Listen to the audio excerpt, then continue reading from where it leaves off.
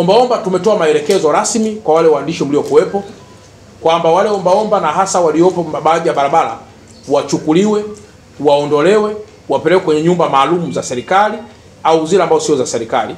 Lakini pia tumebaini na tutakuja kutoa taarifa kwamba yapo baadhi ya maeneo ambayo watu wanatumia wale ombaomba wazima na walemavu kujiingizia vipato wao.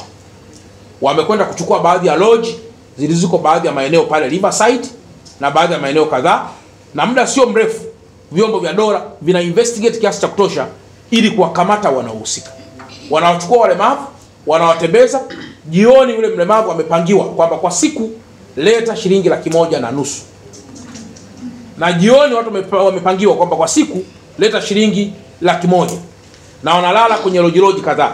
Kwa hiyo tutakapohitimisha mambo haya, vyombo vya dola vitafanya kazi yake na vyombo vya kisheria vitachukua wimbi hilo.